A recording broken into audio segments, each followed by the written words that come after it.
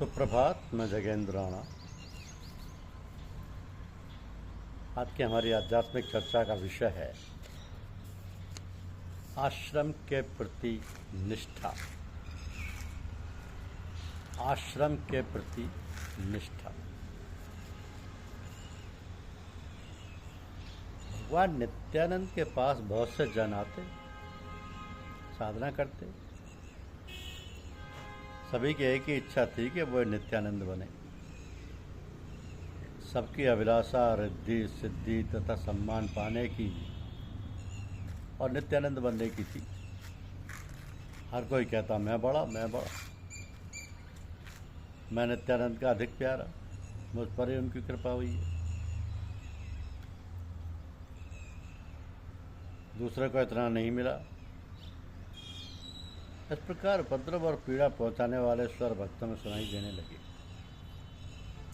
जिससे ईर्ष्या, मात्सर्य, द्वेष, विडंबना और आडंबर बढ़ने लगा। तो जितनी मात्रा में ये सब बढ़ा, उतनी ही नित्यानंद से प्राप्त मस्ती कम होती चली गई। ध्यान की मात्रा घटती चली गई। वो क्या बोला, इधर क्या हुआ, उसको क्या आता है, मेरे जैसा कौन है, मेरी बात तो नित्यानंद भी सुनता है, फिर दूसरे का क्या कहना, हमारी बात स्वामी को माननी चाहिए, तुम अपने को क्या समझते हो। ऐसा भवजाल और भ्रम फैलने लगा कि अपने को ही नित्यानंद मानते मानते भक्त लोग अपने में दर्प और दंभ की मात्रा बढ़ाते चले गए। बहुत भारी विघ्न उपस्थित होने लगे। तो जहाँ सर्व पाप दूर होना चाहिए था, जहाँ निष्पाप और निर्मल बनना चाहिए था, वहाँ ऐसा रोग फैला। अस्तु। ध्यान करने वाले साधक को याद रखना चाहिए कि गुरु प्रेम के प्रभाव से जिस प्रकार अंतःकरण की शुद्धता और सात्विकता दिन प्रतिदिन बढ़ती है, उसी प्रकार ईर्ष्या, मार्तस्य और विषयाचरण वृत्ति से यह शुभ भावनाएं दिन प्रतिदिन घटती हैं। अब मानव के लिए बात निश्चित है कि या तो उसका ध्यान और पुण्य बढ़ेगा तथा उसे शांति और स्वर्ग सुख मिलेगा, अथवा उसके अंतर में कलह बढ़ेगा, पुण्य घटेगा, पाप की नित्य वृद्धि होगी और विषयासक्त बनते बनते वह नरक का भागी बनेगा। तो आश्रम में रहने वालों को सावधानी से जीवन बिताना चाहिए। सिद्धपीठ, गुरुजनों का दरबार धधकती हुई प्रज्वलित योगाग्नि का केंद्र है। जैसे यह अग्नि पाप को पूर्णतया जलाकर आपको योगेश्वर बना देगी, वैसे ही आश्रम में रहते हुए साधना रहित विषय विकारों से युक्त जीवन बिताने से पुण्य को घटाकर निस्तेज भी कर देगी। अब आश्रम में वासनाओं का विलास कदापि नहीं होनी चाहिए। आश्रम में रहने वालों को अन्य सभी आश्रम वासियों में अपने आत्मरूप गुरुदेव को ही देखना चाहिए, जिससे ध्यान उत्तर उत्तर बढ़ेगा।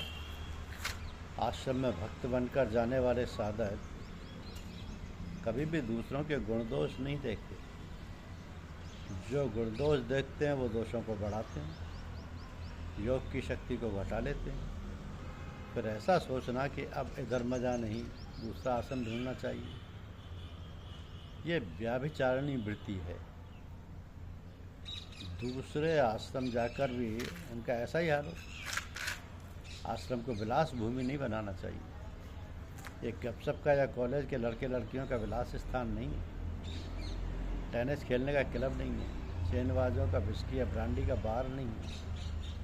आश्रम में जाने वालों को अमर्यादित, स्वच्छंद, मनमाना व्यवहार करके अपनी प्राप्त शक्ति को नष्ट करके पथभ्रष्ट नहीं होना चाहिए।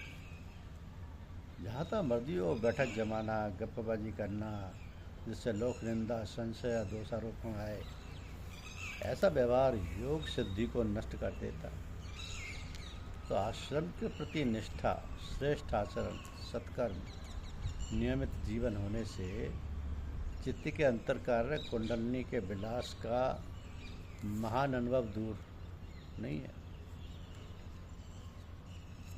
गुरु की महिमा तो अपरंपार है। ईश्वर के रूप में कल्याणकारी गुरु की प्राप्ति हो जाए, गुरु का सानिध्य मिल जाए तो गुरु की महिमा तो अनंत है। ईश्वर और गुरु में कोई भेद ही नहीं, गुरु साक्षात ब्रह्म स्वरूप होते हैं।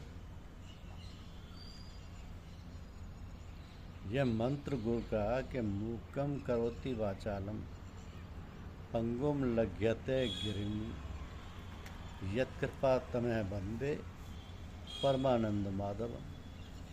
अर्थात भगवान में वो असीम एवं अलौकिक शक्ति है कि उसकी कृपा से गूंगा बोलने लगता है तथा लंगड़ा व्यक्ति पहाड़ का पार कर लेता है। और ऐसे परमपिता परमात्मा की हम वंदना करते हैं तो गुरु का मिलना अथवा गुरु प्राप्त हो जाना कोई मामूली बात नहीं है। जब हमारे पूर्व जन्मों के संस्कार शुद्ध एवं पवित्र होते हैं तभी हमें गुरु दर्शन एवं उनकी प्राप्ति होती है। और इससे भी कठिन है गुरु का सानिध्य प्राप्त होना। कभी कभी ऐसा भी होता है कि यदि हमारे संस्कार अच्छे हैं तो गुरु हमें ढूंढ लेता है और अपने हृदय से लगा लेता है। तो गुरुजनों की तो महत्ता ही निराली है। महाराष्ट्र में एक संत ज्ञानेश्वर हुए। वो अति विद्वान एवं प्रखर थे। लगभग 21 वर्ष की आयु में शरीर भी त्याग दिया। उतने विलक्षण प्रतिभा के संत थे कि एक बार की घटना है, कुछ लोगों ने उनकी परीक्षा लेने के लिए उनसे कहा कि आप कहते हैं कि हर जीव में भगवान है, तो पास में खड़े भैंसे से मंत्र बुलवाइए। संत ज्ञानेश्वर जी ने भैंसे के सिर पर हाथ फेरा और आधा मंत्र बोला। फिर भैंसे से कहा आगे का मंत्र बोलो। भैंसा आगे का मंत्र बोलने लगा। ऐसी प्रतिभा होती है पहुँचे हुए संतों में, मगर ये सब हमारी आंखों से दिखता नहीं है। गुरुदेव महाराज में भी अद्वितीय शक्तियाँ होती हैं। जिसके सिर पर अपना आशीर्वाद का हाथ रख दिया तो उसका कल्याण निश्चित होता है। तो हम जैसे मूढ़ और अज्ञानी का हाथ गुरुदेव अपने हाथों में ले लेते हैं और खेल खेल में पूजा सिखा देते हैं। अब ये तो साधक ही अधम रहते हैं, परंतु गुरुदेव का तो प्यार सदैव मिलता रहता है। गुरुदेव ने आपको अपना लिया, चरणों में स्थान दे दिया। अब आप मूक व दर्शन बने रहें, रहना सहना सीखें, बोलना चालना सीखें, पढ़ना लिखना सीखें और आध्यात्म की विद्या सीखें, तभी गुरुदेव की विद्याओं को जीवन में अपनाएंगे। तो हमेशा बच्चों की भांति पूज्यवर के पास रहिए। सब कार्य आध्यात्मिक हों और दुनिया भी सुचारू रूप से होते रहें। गुरुदेव की दया कृपा सदैव बने रहे, उसका तो कोई वर्णन हो नहीं सकता। गुरुदेव की जैसी सेवा करनी चाहिए वैसी सेवा अगर आप नहीं भी कर पाते हैं तो अपने आप को दीन अधम अशरण को अपना सर्वस्व दे दीजिए,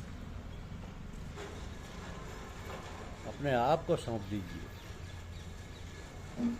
क्योंकि गुरुदेव तो वो शक्ति होते हैं कि जब उन्होंने आपका हाथ पकड़ लिया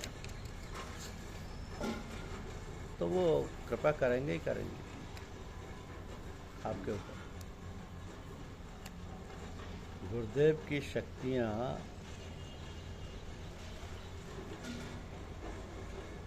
छिपी हुई होती हैं और वो हर समय उनका उपयोग नहीं करते। लेकिन जब कोई जन कल्याण की बात हो तो पर्दे में उन शक्तियों का प्रयोग किया जाता है, जिससे साधकों का भला हो, जन जन का भला हो, ईश्वर के किसी नियम को की अवहेलना ना हो। वरना गुरुजन साधारण ढंग से रहते हैं, उनको पहचानना भी मुश्किल होता है। जितने संत पहुँचे हुए होते हैं उतना ही साधारण जीवन जीते हैं और अपना किसी भी चीज़ का कोई दिखावा नहीं करते, क्योंकि वो तो उन्होंने तो अपने आप को आत्मसाक्षात किया हुआ है, ईश्वर दर्शन किया हुआ है। उनको तो ईश्वर की प्राप्ति हो चुकी है। वो तो जन कल्याण के लिए हैं, हम सब के कल्याण के लिए हैं। धन्यवाद।